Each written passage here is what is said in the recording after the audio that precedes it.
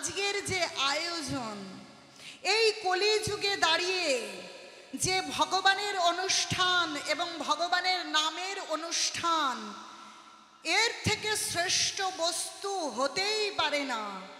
আর এই আসর, এই পরিবেশ তখনই রচিত হয় কখন জানেন?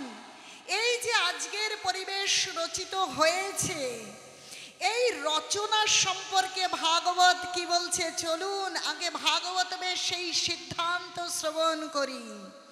বলছে ভাগ্য দয়েনা বহু জন্ম সমার্জিতেন শত সঙ্গ লভতে পুরুষ যদা বৈ অজ্ঞান হেতুকৃত মোহ মদান্ধকার নাশং বিদায় হি তদোদয়তি বিবেক। ভাগবতম বলছে ভাগ্য দয়েনা বহু জন্ম সমার্জিতেন, বহু বহু জন্মের সুকৃতি সঞ্চয়ের ফলে প্রকৃত ভাগ্যের উদয় হয়। আর প্রকৃত ভাগ্যের উদয় হইলে সৎ সঙ্গ লাভ করবার একটা ইচ্ছে জাগে। সৎ সঙ্গ লভতে পুরুষ যদা বৈ। আর সৎ সঙ্গ লাভ করলে কি হয়? অজ্ঞান হেতুকৃত মোহ মদান্ধকার, অজ্ঞানতার কারণ জনিত যে অন্ধকার, সেই অন্ধকার দূরীভূত হয়ে প্রকৃত বিবেকের উদয় হয়। আর প্রকৃত বিবেকের উদয় হলে তখন সে বুঝতে পারে জড় জাগতিক ইচ্ছে বাসনা, জড় জাগতিক তুচ্ছাতি তুচ্ছ ফুর্তিকে কেন্দ্র করে অনুষ্ঠান নয়, প্রকৃত আনন্দ কেন্দ্রিক উৎসব করতে হবে। আর সেই প্রকৃত আনন্দের আধারই হলো সচ্চিদানন্দ আনন্দ ঘন রূপ বিগ্রহ স্বয়ং অনাদির আদি কৃষ্ণ। আর সেই কৃষ্ণকে কেন্দ্র করে আনন্দ উৎসব মহোৎসব করতে হবে। আর প্রকৃত চিন্ময় আনন্দের সমুদ্রে সাঁতার দেবার চেষ্টা করতে হবে। তো পরিচালক মণ্ডলী, আদিত্যপুরের শুভ বুদ্ধি সম্পন্ন পরিচালক মণ্ডলী, গ্রামবাসী বৃন্দ, বাজার কমিটি যারা এবং যাদের সহযোগিতায় আমি জানি না এই অনুষ্ঠান আয়োজিত হয়েছে সকলের উদ্দেশ্যে। কারণ গলিতে গলিতে অনেক ড্যান্স, অনেক হাঙ্গামার আয়োজন হচ্ছে, কিন্তু আজ এই আদিত্যপুর বাজার এই প্রাঙ্গণে ভগবানের উৎসব হচ্ছে। কিন্তু রাস উৎসব হচ্ছে অনেক জায়গায়, কিন্তু ভাগবত অনুষ্ঠান কোথায়? সেখানে যে অনুষ্ঠান হচ্ছেন তাতে ভগবান সন্তুষ্ট নয়। প্রকৃত ভগবানকে সন্তুষ্ট করতে পারলেই এই জগৎকে সন্তুষ্ট করা যায়। কারণ যস্মিন তুষ্টে জগৎ তুষ্ট। আর সেই দেব মুরলী মনোহর শ্যাম সুন্দর আনন্দ ঘন রূপ বিগ্রহ কৃষ্ণের আনন্দ বিধান এবং তার আনন্দ বিধান হেতু জগৎবাসী আনন্দ বিধান পরিচালক কমিটি ভাগবত অনুষ্ঠানের আয়োজন করেছে। তাই আমার মায়েরা যে যেখানে আছে, যতই জিহুবা ভারী হোক না কেন, একবার এই আয়োজনের উদ্দেশ্যে আগেই নয়, মায়েরা আগে শুনে নিন, মায়েরা উলুধ্বনি দেবে যে যেখানে আছে, আর প্রভুরা দেবে জয়ধ্বনি। কারণ এই রকম অনুষ্ঠান যেন গলিতে গলিতে বাজারে বাজারে হয়, যে ভাগবত শোনা, ভক্ত মুখ নিঃসৃত সেই মহাজন বিরচিত ভজন এবং ভগবানকে কেন্দ্র করে এত সুন্দর আনন্দ অনুষ্ঠান। তাই যে যেখানে আছেন মায়েরা উলুধ্বনি, প্রভুরা জয়ধ্বনি দেবে।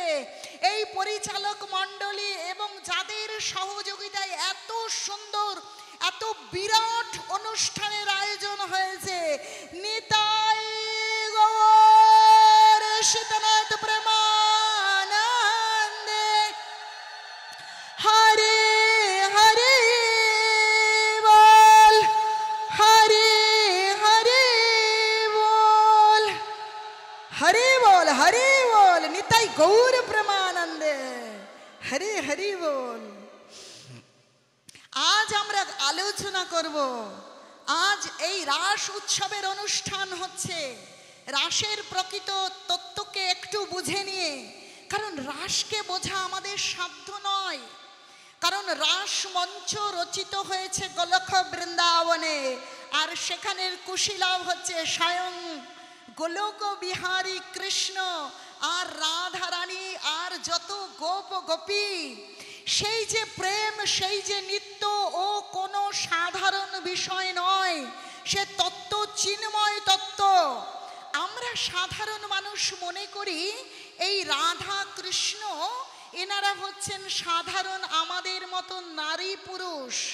তারা নিত্য এবং প্রেম উন্মত্ত হয়ে রাস মঞ্চ রচনা করেছেন এবং রাসলীলা রাস নৃত্য হয়েছে।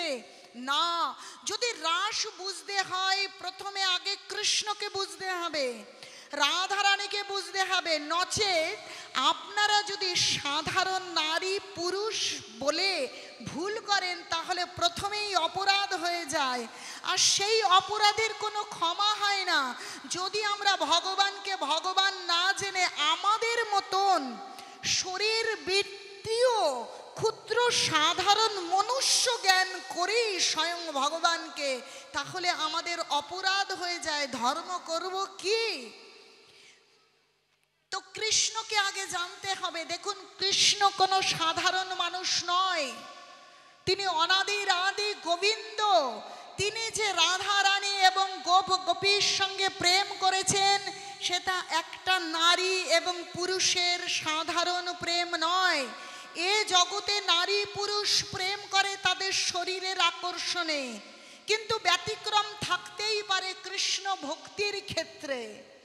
তো নারী পুরুষের যে সাধারণত দেহ সম্বন্ধীয় প্রেম, সেই প্রেম কিন্তু রাধা কৃষ্ণ এবং গোপ গোপীর মধ্যে নয়। বলছে আত্মেন্দ্রিয় প্রীতিবাঞ্ছা তারে বলে কাম, কৃষ্ণেন্দ্রিয় প্রীতিবাঞ্ছা ধরে প্রেম নাম। তো কৃষ্ণ অনাদির আদি ভগবান, আর রাধারানী তার আহ্লাদিনী শক্তি। কৃষ্ণের নিজের শরীর বাম অংশ থেকে রাধারানী অর্থাৎ আরাধিকা, সেই রাধারানী আর রাধারানী কৃষ্ণ নয়তো ভিন্ন। আর সমস্ত গোপী কৃষ্ণ অন্তঃপ্রাণা, তারা জগৎ স্বামী কৃষ্ণকে স্বামী রূপে বরণ করেছে। কোনো সাধারণ স্বামী নয়। এই জগতে আমাদের একজন স্বামী থাকেন যিনি এই শরীরের মালিক, কিন্তু শরীর কেমন? আজ আছে কাল নেই। এই শরীরটার মালিক হন যিনি এই সিঁদুর পরিয়ে শাখা পরিয়ে আমাদের বিবাহ করেন। স্বামী মানে মালিক, কিন্তু সেই মালিক কতদিন? যতদিন এই শরীর বা নিজেদের মধ্যে কাগজে লেখালেখি বিবাহ আছে, সেই সম্পর্ক ভেঙে যেতে পারে। আবার শরীর চলে গিয়ে সেই সম্পর্ক ভেঙে যেতে পারে, কারণ এই শরীর তো নিত্য বস্তু নয়। ভাগবতম বলছে দুর্লভ মনুষ্য দেহ দেহিনাং ক্ষণভঙ্গুর। দুর্লভ এই মনুষ্য দেহ আবার ক্ষণভঙ্গুর। যে কোনো সময় যে কোনো পরিস্থিতিতে এই শরীর ভেঙে যেতে পারে। আর এই জগৎ স্বামী, এই জগতের যে জড়জাগতিক স্বামী, সেই স্বামীর সঙ্গে চিরবিচ্ছেদ হয়ে যেতে পারে। তাই তিনি প্রকৃত স্বামী নয়, শুধুমাত্র এই শরীরটার মালিকানা অল্প কটা দিন, অল্প কটা বছর। কিন্তু আমাদের জীবন তো শুধু এই মনুষ্য শরীর নয়, জন্ম জন্মান্তর। এই জীবনের আগেও আমাদের অনেক জীবন ছিল, আজও জীবন আছে এবং পরবর্তীতেও জীবন থাকবে। কারণ এই শরীরের ভেতরে যে আত্মা আছে, সেই আত্মা নিত্য শাশ্বত চিন্ময় বস্তু। সেই আত্মা এই শরীর নষ্ট হয়ে গেলে আরেকটা শরীর ধারণ করবে। আপনাদের বুঝিয়ে না দিলে বুঝবেন না। গীতায় স্বয়ং ভগবান বলছেন দেহিনস্মিন যথা দেহে কৌমারং যৌবনং জরা তথা দেহান্তর প্রাপ্তির ধীরস্তত্র না মজ্জতি। দেখুন, ভালো করে বুঝুন যে দেহের ভেতরে একটা দেহি মানে এই শরীরের ভেতরে আত্মা রয়েছে। এই শরীর ছোট্ট, মায়ের গর্ভ থেকে সন্তান প্রসব করলো, কিন্তু সেই ছোট থেকে বড় হচ্ছে, বড় হতে হতে একদিন বার্ধক্য। দেখুন, ছোট থেকে বালক, বালক থেকে কৈশোর, প্রগণ্ড, যৌবন, দেখুন প্রতি মুহূর্তেই শরীরের পরিবর্তন, অর্থাৎ প্রতি মুহূর্তে শরীরের মৃত্যু হয়। ভেবে দেখুন, একটা বাচ্চাকে এইটুকু দেখেছেন, যদি 10 বৎসর পরে দেখেন আপনারা চিনতে পারবেন কি? কেন? কারণ প্রতি মুহূর্তে শরীরের মৃত্যু হয়, প্রতি মুহূর্তেই শরীরের পরিবর্তন হয়। তাই বলছে যথা কৌমারাং যৌবনং জরা, কুমার, যৌবন এবং বার্ধক্য, অন্তিমে এই শরীরটা নষ্ট হয়ে যাওয়ার পরে এই আত্মা গিয়ে আরেকটা শরীর ধারণ করে। তো এইভাবে এই শরীরের মধ্যে থাকা প্রকৃত আমি এই শরীরে কিছুদিন আছে, তার মানে যে সেই আত্মা চলে যাবে বা মৃত্যুবরণ করবে এরকম নয়, পরবর্তী আবার জীবন গ্রহণ করবে। সব সময় যে মানব শরীর পাবে এরকম কোনো বিষয় নয়, কখনো পশু, কখনো পাখি, কখনো কীট পতঙ্গ, কখনো মনুষ্য শরীর, কর্ম অনুযায়ী শরীর লাভ করতে পারেন। তো তাহলে এই যে শরীরের যিনি মালিক তিনি এই জগতের স্বামী, কিন্তু যে আত্মা নিত্য শাশ্বত চিরন্তন, যে আত্মার কোনো মৃত্যু হয় না। দেখুন, স্বয়ং ভগবান বলছেন ন জায়তে মৃয়তে বা কদাচিন নহং ভূত্তা ভবিতা বা ন ভূয় অজ নিত্য শাশ্বত হয়ং পুরাণ ন হন্যতে হন্য, মানে শরীরে এই আত্মার কোনো বিনাশ হয় না, এই আত্মার কোনো জন্ম হয় না, মৃত্যু হয় না, উদ্ভব হয় না, এই আত্মা নিত্য শাশ্বত। তাহলে আত্মা আগেও ছিল, এখন আমরা মনুষ্য শরীর পেয়েছি, এখনো আছে, পরবর্তীতে থাকবে। যে কখনো পশু পাখি, কখনো মনুষ্য শরীর, কখনো কীট পতঙ্গ, যে শরীরেই থাকি না কেন, আমাদের সেই জগৎ স্বামী হচ্ছেন কৃষ্ণ। তিনি সব সময়, তার সঙ্গে যে সম্বন্ধ সেটা এই শরীর নষ্ট হয়ে গেলে জড়জাগতিক স্বামীর সঙ্গে সম্বন্ধ নষ্ট হয়ে যাবে, কিন্তু কৃষ্ণের সঙ্গে সম্বন্ধ নষ্ট হয়ে যাবে না। তাই তিনি হচ্ছেন জগৎ স্বামী। এই স্বামী ত্যাগ করে চলে যাবে আর আমরা হা হা করে কান্না করব। কিন্তু জানেন, আসলে মেয়েদের কি শুধু জগৎ স্বামী হয় এরকমটা কিন্তু নয়। আমরা শুধু নারী নয়, ওরা পুরুষ নয়, আমরা সকলে প্রকৃতি।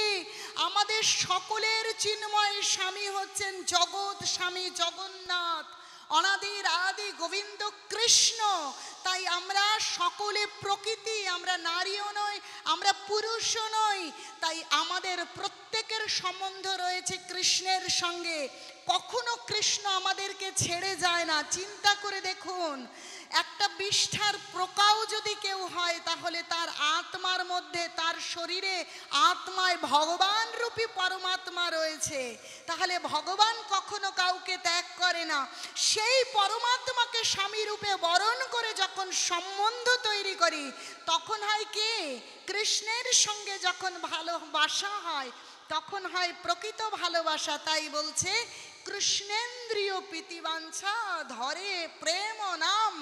যারা প্রকৃত সত্য উপলব্ধি করেছেন সেই ব্রজের গোপীরা, তারা বুঝতে পেরেছেন যে আমাদের জন্ম জন্মান্তরের স্বামী হচ্ছেন অনাদির আদি কৃষ্ণ। তাই কৃষ্ণ অন্ত প্রাণা। কৃষ্ণ যখন এই শরৎ পূর্ণিমার রাত্রে বাঁশি বাজাচ্ছে তখন তার গোপীরা, প্রিয়তম গোপীরা যে যেখানে আছেন, কেউ রন্ধন করছিলেন, কিন্তু যখনই কৃষ্ণ সেই মুরলী, সেই বংশী বাজিয়ে ডাকলেন, বংশী এমনই ছিল গোপীদের নাম ধরে ধরে, যেমন তিনি যখন গোষ্ঠে যেতেন তখন এত ধেনু, এত গাভী চড়াতে যেতেন, তার বংশীতে যখন তিনি সুর লাগাতেন তখন শ্যামলী ধবলী বলে ওই বংশীর সুর গিয়ে তাদের কানে পৌঁছে যেত। আর সমস্ত গাভী, 9 লক্ষ গাভী একত্রিত হয়ে গোষ্ঠ থেকে নন্দ মহারাজের বাড়িতে ফিরে যেত। কৃষ্ণকে কিন্তু ওইভাবে রাখালি করতে হতো না।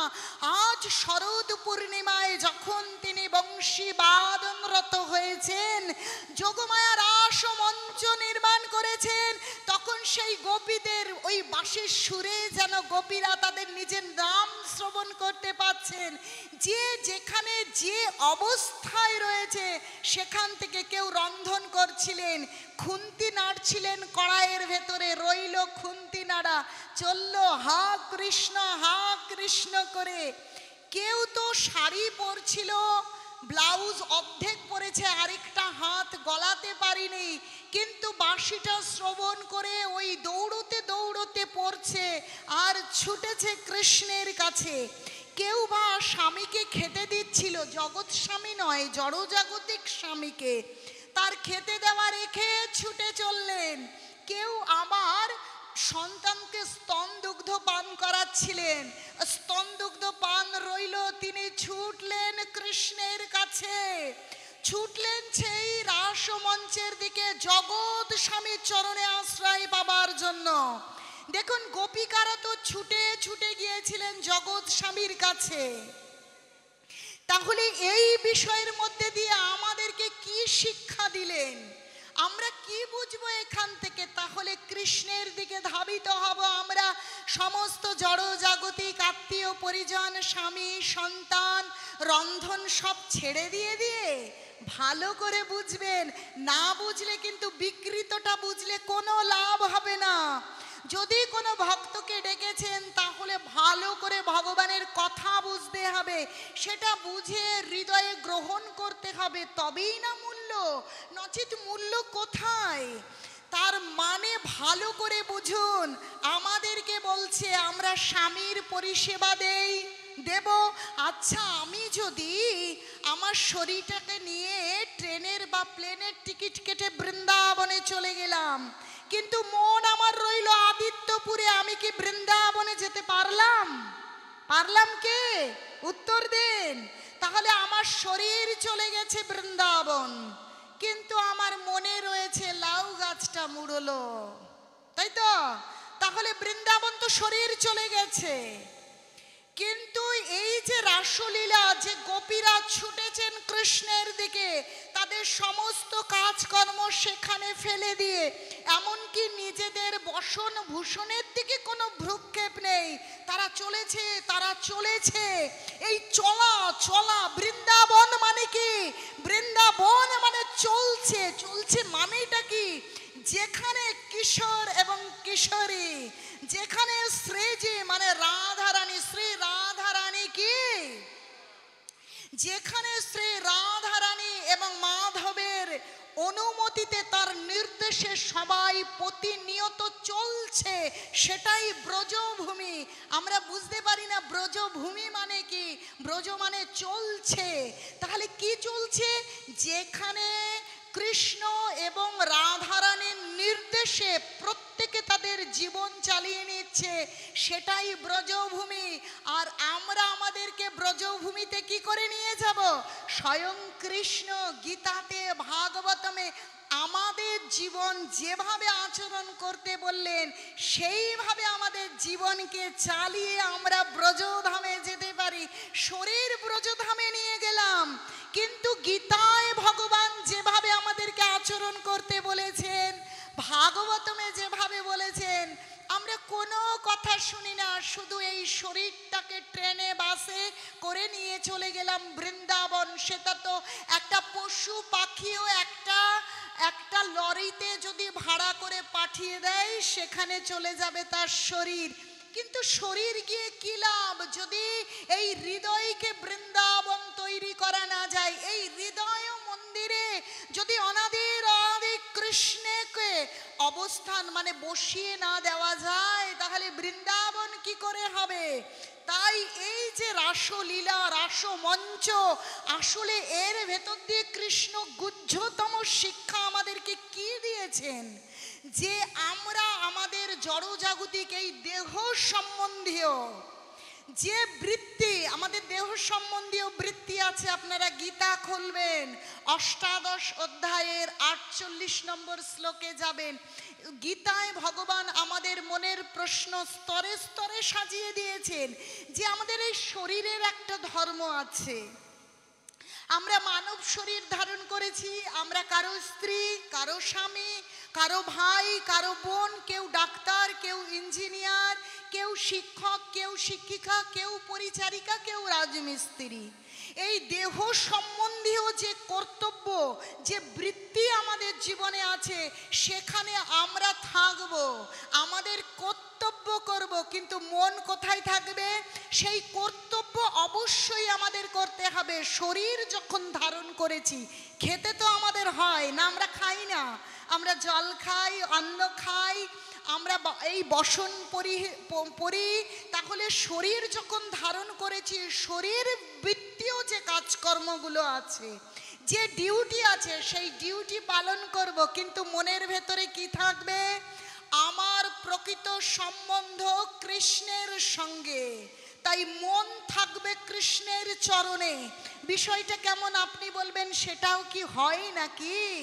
বুঝিয়ে বলি কি? আপনারা অভয় দিলে বুঝিয়ে বলবো। হরিবল বলুন, বুঝিয়ে বলবো। যদি কোনো মাতাজি অন্যের বাড়িতে পরিচারিকার কাজ করেন, বাচ্চাকে দেখাশোনার কাজ করেন, সেই বাড়িতে গিয়ে উঠোন ঝাড় দেন, ঘর মোছেন, রান্না করেন, বাচ্চাটাকে স্নান করায়, কোলে রাখে, খাইয়ে দেয়, ঘুম পাড়ায়, এই কাজগুলো করতে করতে তার মাথায় কি চিন্তা থাকে আপনারা বলতে পারবেন? কি চিন্তা থাকে তাদের মাথায়? তাদের চিন্তা থাকে, এটা আমার বাচ্চা নয়, এটা আমার বাড়ি নয়, আমার বাড়ি আছে, আমার স্বামী আছে, আমার সন্তান আছে, এখানে কাজ করে। মন তার কোথায় পড়ে থাকে? মন তার কোথায় পড়ে থাকে? নিজের বাড়িতে। তাই আমরা এইখানে এসেছি আমাদের সেই নাটক, সিনেমায়, সিরিয়ালে সাজিয়ে দেওয়া, কেউ পিতা, কেউ মাতা, কেউ ভাই, কেউ বোন, আত্মীয় পরিজন, যেন একটা নাট্য মঞ্চ আমাদেরকে উপহার দেওয়া হয়েছে। আসলে আমাদের প্রকৃত পিতা মাতা সেই সচ্চিদানন্দ রূপ বিগ্রহ অনাদির আদি গোবিন্দ কৃষ্ণ, সেটাই আমাদের প্রকৃত বাড়ি। তাই সেই কৃষ্ণ চিন্তাকে অন্তরের অভ্যন্তরে সদা জাগরিত রেখে যদি আমরা এই শরীর বৃত্তীয় যা ডিউটি বা কর্তব্য কর্ম আছে, সেই কর্তব্য কর্ম করতে পারি, তাহলে বৃন্দাবনে থাকলেও বৃন্দাবনে আছি, যদি আদিত্যপুরে থাকি তো কোথায় আছি? আমি জানি আমি কৃষ্ণের, কৃষ্ণই আমার জন্ম জন্মান্তরের স্বামী, প্রকৃত প্রেমিক আমার কৃষ্ণ। প্রকৃত আমার বলতে যা কিছু, সব কিছু আমার কৃষ্ণের। কিন্তু এই জগতে একটা শরীর দেওয়া হয়েছে, আর সেই শরীরে একটা দায়িত্ব কর্তব্য আছে, সেই দায়িত্ব কর্তব্য আমাকে পালন করতেই হবে, এটা আমার ডিউটি। কিন্তু মনের ভেতরে আমার আসল চিন্তা যে আমাকে কৃষ্ণের কাছে সেই রাসলীলা, সেই কৃষ্ণের চরণ, সেই লীলায় আমাকে অংশগ্রহণ করতে হবে, সেই সেবা, সেই প্রেমময়ী সেবায় আমাকে যেতে হবে। এই চিন্তন যদি আমরা তৈরি করি, তবেই রাসলীলা শ্রবণ করা সার্থক, নচেত কিন্তু এই রাসলীলার মাহাত্ম্য নেই। সেই চিন্তন তৈরি করতে হবে যে আমাদের যত কিছু ডিউটি থাকুক, হৃদয় অভ্যন্তরে আমরা কৃষ্ণকে আশ্রয় করব। বলছে আশ্রয় করিয়া ভজে তারে কৃষ্ণ নাহি তেজে, আর সব মরে অকারণ। এখন এই কৃষ্ণকে আশ্রয় দেব কি করে? কৃষ্ণকে যদি আমাদেরকে আশ্রয় দিতে হয়, গীতা ভাগবতম ছাড়া কোনো উপায় নেই। কারণ এই গীতা ভাগবতমে স্বয়ং ভগবান গীতায় নিজে মুখে বললেন, সব সূত্র দিলেন। আর ভাগবতমে ব্যাখ্যা আমাদেরকে অনেক লীলা কাহিনীর মধ্যে দিয়ে আমাদেরকে জানিয়ে দিলেন কিভাবে আমরা কৃষ্ণকে এই হৃদয় মন্দিরে স্থাপন করব, কি করে আমরা ব্রজভূমিতে বসবাস করব। বলছে ব্রজভূমিতে বাস যার, চিন্ময় আনন্দ তার। ব্রজভূমি বাস মানে এই মনকে যেদিন কৃষ্ণের চরণে সম্পূর্ণ নিমজ্জিত করতে পারবো, বলছে মানস দেহ গেহ তুয়া পদে অর্পিলু নন্দ কিশোর, মারবি রাখবি जो ইচ্ছা তোহারা, নিত্য দাসপতি তুয়া অধিকারা। হে কৃষ্ণ, এই নিত্য দাসের প্রতি তোমারই অধিকার, তুমি মারবে না রাখবে আমি কিচ্ছু জানি না। এই মন, এই শরীর, এই জীবন, এই ভালো লাগা, এই মন্দ লাগা আমি সব তোমাকে দিলাম। নিতাই গৌর সীতানাথ প্রেমানন্দে হরে হরে বল। কিন্তু দেব কি করে? আরে দিতে হবে তো শুনলাম, কিন্তু দেব কি করে? এই কি করে বোঝানোর জন্য গীতায় 4th অধ্যায় ভগবান বললেন, যদা যদাই ধর্মস্য গ্লানির্ভবত ভারত অভ্যুত্থানম অধর্মস্য তদাত্মানম সৃজাম্যহম পরিত্রাণায় সাধুনাং বিনাশায় চ দুষ্কৃতাম ধর্ম সংস্থাপনার্থায় সম্ভাবামি যুগে যুগে। যে আমি যুগে যুগে আসি অসুরদের সংহার করবার জন্য, আর সাধুদের পরিত্রাণ করবার জন্য, আর প্রকৃত ধর্মকে স্থাপনা দেবার জন্য। আমি এখানে আসি প্রকৃত ধর্মকে স্থাপনা দেবার জন্য। কৃষ্ণ তো গীতা বলে চলে গেলেন অপ্রকট লীলা করে। গীতা দিলেন ব্যাসদেবকে দিয়ে, তিনি ভাগবতম দিলেন। কিন্তু এত কঠিন শব্দ আমরা কলিযুগের মানুষ বুঝবো কি করে? কারণ আপনারা কি কলিযুগের মানুষের স্বভাব জানেন? কলিযুগের মানুষ কেমন হয়? বলছে প্রয়াণ অল্প আয়ুষ্য সভ্য কলৌ অস্মিন যুগে জনা মন্দস্য মন্দ মতয়া মন্দ ভাগ্য হি উপদ্রুতা। বলছে এই কলিযুগের মানুষের আয়ু অল্প, মন্দ বুদ্ধি, কলহ প্রিয়, সর্বোপরি সমস্ত রোগ ব্যাধির দ্বারা উপদ্রিত। চিন্তা করে দেখুন, প্রত্যেকে দুঃখী।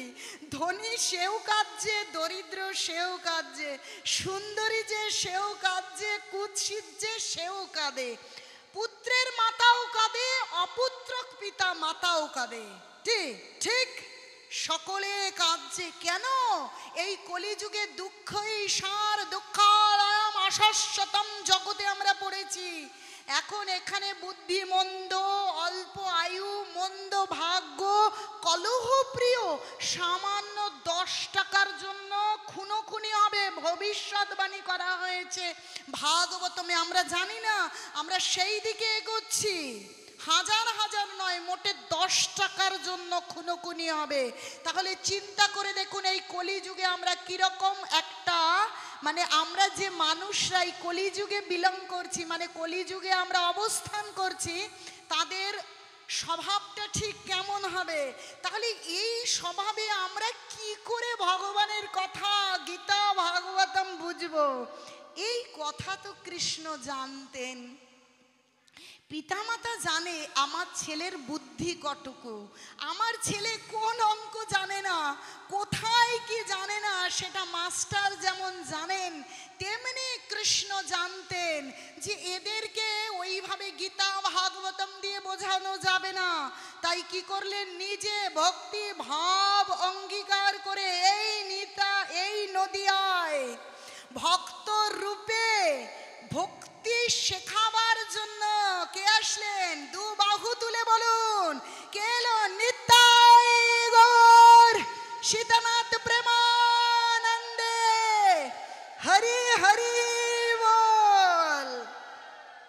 আসলেন নিতাই গৌর, বলছে অনার্পিত চরিং চিরাং করুণায়ব তীর্ণ কলৌ সমর্পয়িতমুন্নত উজ্জ্বল রসং স্বভক্তি শ্রেয়ম হরিপুরট সুন্দর দূতি কদম্ব সন্দীপিত সদা হৃদয় কন্দরে স্ফুরত বর্ষচি নন্দন।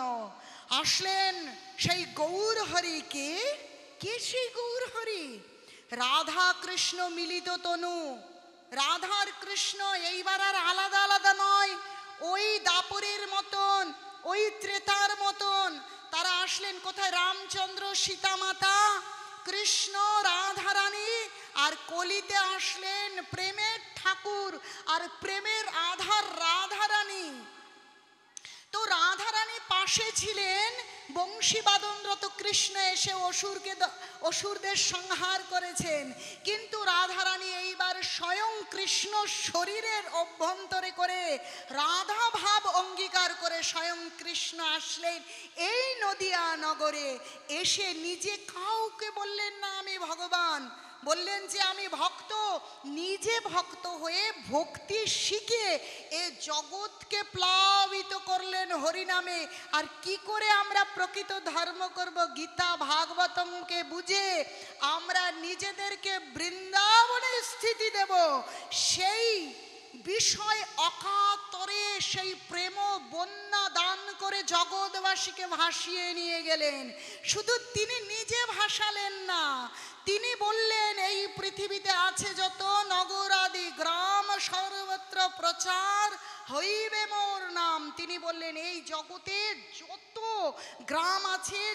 গ্রাম আছে, নগর আছে, সর্বত্র আমার নামে পরিপূর্ণ হয়ে যাবে। তিনি একা আসলেন না, তার পার্ষদ বৃন্দকে নিয়ে তিনি স্বয়ং চলে এলেন। এসে নিজে ভক্তি করলেন, প্রেমবন্যায় ভাসালেন। শুধু নিজে নয়, তার পার্ষদ বর্গদের সঙ্গে নানা লীলার অবতারণা করে তিনি এই জগৎকে শিক্ষা প্রদান করলেন যে কি করে আমরা আশ্রয় করব। প্রথমত তিনি প্রচার করলেন নিত্যানন্দ প্রভু এবং হরিদাস ঠাকুরকে দিয়ে নাম প্রচার করলেন। কারণ কলিযুগের ধর্ম হয় নাম সংকীর্তন। এতদ অর্থে অবতীর্ণ শ্রী সচিনন্দন। কলিকালে নাম বিনা নাহি আর ধর্ম। সর্বশাস্ত্র বলছে নাম, সর্বমন্ত্র সার নাম, এই শাস্ত্র মর্ম। বলছি কলিযুগে নামই সর্বশ্রেষ্ঠ। তাই তিনি নিত্যানন্দ প্রভু এবং হরিদাস ঠাকুরকে বললেন, শুনো শুনো নিত্যানন্দ, শুনো হরিদাস, সর্বত্র আমার আজ্ঞা করহ প্রকাশ। প্রতি ঘরে ঘরে গিয়া করই ভিক্ষা। বলো কৃষ্ণ ভজ কৃষ্ণ, করো কৃষ্ণ শিক্ষা। বললেন কোনো বাজ বিচার নেই, ও মদ খায়, ও অনাচারী, ও মাংস খায়, কোনো বিচার হবে না। যারে দেখো তারে কহ কৃষ্ণ উপদেশ। আমার আজ্ঞায় গুরু হইয়া তর এই দেশ। কোনো বিচার করবে না, এটা কলিযুগ। আচ্ছা বলুন তো, কম্বল থেকে যদি লোম আলাদা করে দেন কম্বল থাকবে তো? শীতকাল এসে গেছে, কম্বল থাকবে? কম্বল আর থাকবে না। কলিযুগ 19 আর 20 দোষের আধার আমরা। তাই বলছে ভালো দেখে দেখে হরিনাম করবে এরকম নয়, যাকে দেখবে তাকে বলবে হরিনাম করো, হরিনাম করো। এই কলিযুগে একটা মহান গুণবান সময় আমরা রয়েছি। যেই হরিনাম করবে সেই তরে যাবে, অর্থাৎ হরিনাম করো, হরিনাম করো। তিনি নিত্যানন্দ প্রভু এবং হরিদাস ঠাকুরকে দিয়ে এই জগতে হরিনাম প্রচার করলেন। এখন হরিনাম তো করবে, বলছে নাম রূপে কৃষ্ণ অবতার, নাম রূপে আছে, কিন্তু আরো কিভাবে সেবা পুজো করা যায় ভগবানের, কিভাবে সম্পূর্ণরূপে ভগবানের চরণে আশ্রয় পাওয়া যায়, বিবিধ প্রকারে বলে না, একদম সেই কানে জল ঢুকিয়ে বা চোখে আঙুল দিয়ে দেখানো। তিনি চোখে আঙুল দিয়ে দেখালেন এই জগৎবাসীকে যে আমরা কি করে ভগবানের ভজনা করব। বলছে গৌরাঙ্গ মহাপ্রভুর যদি একজন ভক্ত, একজন শুদ্ধ নিষ্ঠাবান ভক্তের মধ্যে এমন শক্তি গৌর হরি দিলেন এক এমন শক্তি যে এই জগৎকে উদ্ধার করবার ক্ষমতা রাখে। একজন ভক্তের মধ্যে এমন শক্তি সঞ্চারিত করলেন আমার পতিত পাবন গৌর হরি। তো এইরূপ একজন ভক্তের কাহিনী আজ আমরা শ্রবণ করব। শ্রবণের মাধ্যমে প্রথমে তো হরিনাম, যার মাধ্যমে জগাই মাধাই পর্যন্ত শ্রেষ্ঠ বৈষ্ণবে পরিণত হলেন। তো সকলকে বলবো, দীক্ষা হোক দীক্ষা না হোক, মাছ মাংস খান বা বিড়ি খান, কোনো বিচার করবেন না, কারো কথা শ্রবণ করবেন না। আজ এই মহতি অনুষ্ঠানে মহতির সময় থেকেই আপনারা শুরু করুন। বলছে শুভস্য শীঘ্রম, আপনারা হরিনাম শুরু করবেন, হরিনামের মালা গ্রহণ করবেন।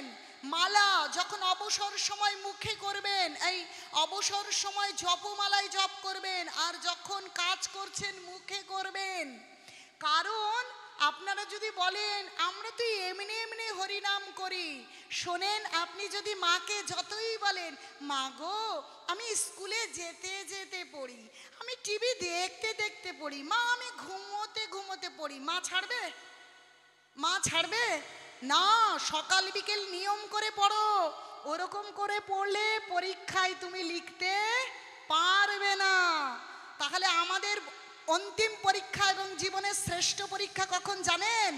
শ্রেষ্ঠ পরীক্ষা যেদিন মৃত্যু আসবে, সেদিন কীর্তনিয়া ডেকে নিয়ে আসে, কিন্তু নিজের হৃদয়ে যদি হরিনাম না আসে, কীর্তন এই কানের ভেতর দিয়ে আর ভেতরে প্রবেশ করে না। যদি ভেতরে না থাকে, টাকা টাকা, ছেলে মেয়ে মেয়ে, প্রেমিক প্রেমিকা, এই সমস্ত হয়।